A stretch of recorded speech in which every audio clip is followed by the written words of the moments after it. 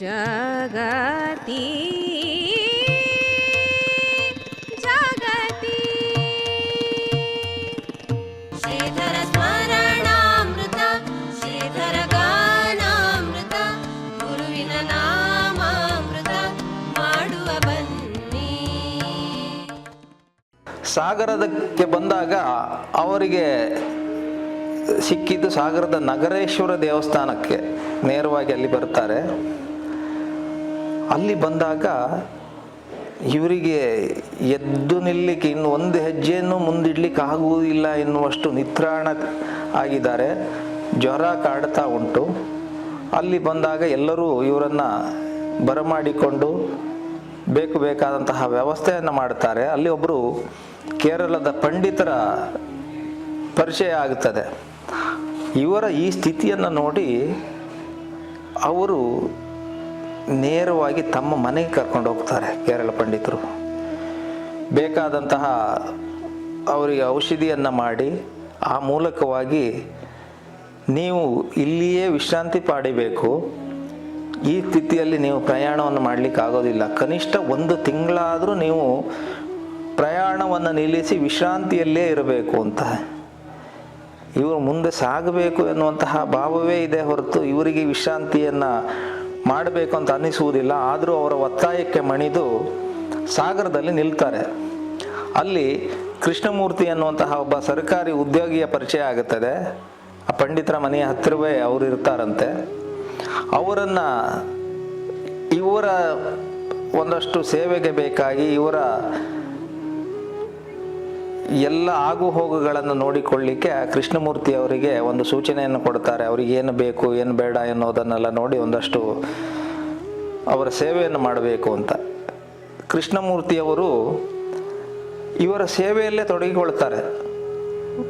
ಸನ್ಯಾಸಿಗಳಾದಂತಹ ಇವರು ಬಂದಾಗ ಆ ಮೂಲಕ ಇವರಿಗೆ ಬೇಕಾದಂತಹ ಹೊತ್ತಿಗೆ ಔಷಧವನ್ನು ಕೊಡೋದು, ಇವರಿಗೆ ಆಹಾರದ ವ್ಯವಸ್ಥೆಯನ್ನು ಮಾಡೋದು, ಸ್ನಾನಕ್ಕೆ ಬಿಸಿ ನೀರು ಮಾಡಿ ಸ್ನಾನ ಮಾಡಿಸ್ತಿದ್ರಂತೆ. ಇದೆಲ್ಲವನ್ನ ಮಾಡಿ ಸೇವೆಯಲ್ಲಿ ತೊಡಗಿಕೊಳ್ತಾರೆ ಕೃಷ್ಣಮೂರ್ತಿಯವರು. ಆ ಸಂದರ್ಭದಲ್ಲಿ ಒಂದು ಘಟನೆ ನಡೀತದೆ. ದಿನ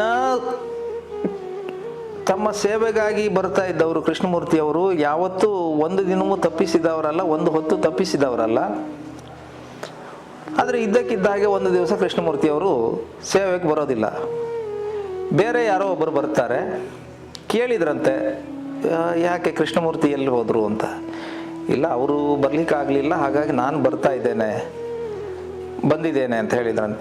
ಆಯಿತು, ಏನೋ ತೊಂದರೆ ಆಗಿರಬಹುದು ಅಂತ ಸುಮ್ಮನಾದರು. ಮರುದಿವಸ ಕೃಷ್ಣಮೂರ್ತಿಯವರು ಬರಲಿಲ್ಲ. ಆವಾಗ ಏನು ಹೆಚ್ಚು ದೂರ ಇರಲಿಲ್ಲ, ಅವರ ಮನೆ ಸಮೀಪದಲ್ಲೇ ಇತ್ತಂತೆ. ಹಾಗಾಗಿ ಏನೋ ಆಗಿರಬೇಕು ಅಂತ ಇವರು ಒಳ ಮನಸ್ಸು ಹೇಳ್ತಾ ಇದೆ. ಹಾಗಾಗಿ ಇವರೇ ನೇರವಾಗಿ ಕೃಷ್ಣಮೂರ್ತಿಯ ಮನೆಗೆ ಹೋಗ್ತಾರೆ. ಇವರ ಸೇವೆಯನ್ನು ಮಾಡ್ತಾ ಇದ್ದಂತಹ ಕೃಷ್ಣಮೂರ್ತಿಯವರು ಅವರು ಅಕ್ಷರಶಃ ಮರಣಶಯ್ಯೆಯಲ್ಲಿದ್ದಾರೆ. ಆ ಸ್ಥಿತಿಯಲ್ಲಿ ಎದ್ದು ಓಡಾಡ್ಲಿಕ್ಕೆ ಆಗೋದಿಲ್ಲ, ಇನ್ನೇನು ಬದುಕೋದೇ ಇಲ್ಲ ಹೇಳುವ ತೀರ್ಮಾನದಲ್ಲಿದ್ದಾರೆ. ಆದರೂ ಕೃಷ್ಣಮೂರ್ತಿಯವರು ಆ ಸ್ಥಿತಿಯಲ್ಲಿ ಹೇಳಿದ್ರಂತೆ, ನಾನು ನಿಮಗೆ ಹೇಳೋದು ಬೇಡ ಅಂತ ಹೇಳಿದ್ದೆ, ನಾನು ನಿಮಗೆ ಈ ವಿಚಾರ ಗೊತ್ತಾಗೋದು ಬೇಡ ಅಂತ ಹೇಳಿದ್ದೆ, ಆದರೂ ನೀವು ಬಂದ್ರಲ್ಲ ಅಂತ. ಇಲ್ಲ, ನಾನು ನನ್ನ ಸೇವೆಯನ್ನು ಮಾಡಿದ್ದೀರಿ, ನೀವು ನನ್ನದು ಕರ್ತವ್ಯ ಇದೆ ಅಂತ ಹೇಳಿ ಕೃಷ್ಣಮೂರ್ತಿಯವರಿಗೆ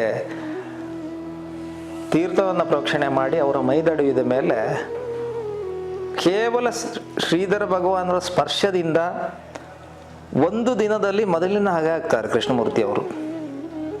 ಯಾರು ಬದುಕೋದೇ ಇಲ್ಲ ಎನ್ನುವಂತಹ ನಿರೀಕ್ಷೆಯಲ್ಲಿದ್ದರೋ, ಯಾರು ಅಕ್ಷರಶಃ ಮರಣಶಯ್ಯೆಯಲ್ಲಿದ್ದರೋ ಅಂತಹ ಕೃಷ್ಣಮೂರ್ತಿಯವರು ಮತ್ತೆ ಎದ್ದು ಕುಳಿತು 2ನೇ ದಿನ ಮತ್ತೆ ಎಂದಿನ ಹಾಗೆ ಇವರ ಸೇವೆಗೆ ಸಿದ್ಧರಾಗಿ ಬರ್ತಾರೆ.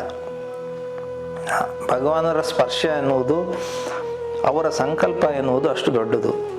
ಆ ನೆಲೆಯಲ್ಲಿ ಯಾರನ್ನೂ ಉದ್ಧರಿಸಬಲ್ಲಂತಹ, ಎಂಥವರನ್ನು ಮರಣದಿಂದ ಮತ್ತೆ ಹಿಂತಿರುಗಿ ಕರೆದುಕೊಂಡು ಬರುವಂತಹ ಸಾಮರ್ಥ್ಯ ಶ್ರೀಧರ ಭಗವಾನರಿಗಿತ್ತು.